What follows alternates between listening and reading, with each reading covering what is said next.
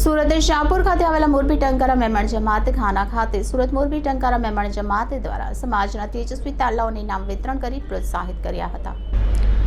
સુરત શહેર સહિત સમગ્ર દેશમાં ઉત્સાહભેર 76માં પ્રજાસત્તાક દિનની દબદબાપૂર્વક ઉજવણી કરવામાં આવી રહી છે। સામાજિક સંસ્થાઓ દ્વારા ઠેર ઠેર વિવિધ સાંસ્કૃતિક કાર્ય કરવામાં આવી રહ્યા છે। ત્યારે સુરત મોરબી ટંકારા મહેમાન જમાત દ્વારા ઇનામ વિતરણ કાર્યક્રમ કરવામાં આવ્યો હતો। સુરત શાહપુર ખાતે આવેલ મોરબી ટંકારા મહેમાન જમાત ખાના ખાતે સુરત મોરબી ટંકારા મહેમાન જમાત દ્વારા સમાજના તેજસ્વી તાલાઓને ઇનામ વિતરણ કરી પ્રોત્સાહન કર્યા હતા। કાર્યક્રમમાં મહેમાન ટંકારા જમાતના સુલેમાનભાઈ હાસમેભાઈ તેજા બવાલાએ તમામ શિક્ષણ પર ભાર મૂકવા અપીલ કરી હતી। સેક્રેટરી મોરબી ટંકારા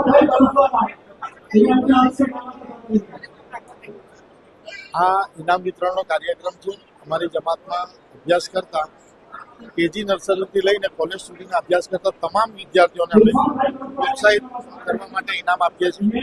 તો આજે લગભગ 700 વિદ્યાર્થીઓને અમે ઇનામ વિતરણ કરી રહ્યા છીએ।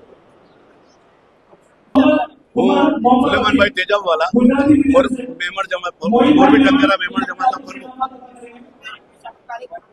આ કાર્યક્રમ અમે જે એજ્યુકેશનને પ્રોત્સાહન મળે છોકરાઓને પ્રોત્સાહિત કરવા માટે અમે દર વર્ષે આ પ્રોગ્રામ કરીએ છીએ ઇનામનો। અને બચ્ચાઓને અમે ખૂબ ઇનામ આપીએ છીએ રેન્ક કરવાનું।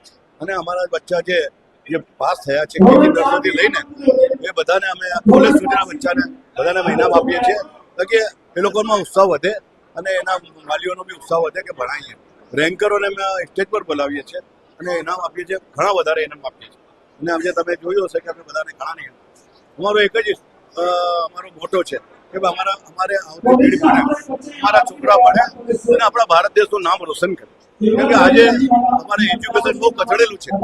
અમારી કોશિશ રહી છે કે અમે બચ્ચાઓને પ્રોત્સાહિત કરીએ અને એમને કોઈ પણ જાતની અમને જો તકલીફ હોય તો અમે એના માટે બેઠેલા છીએ।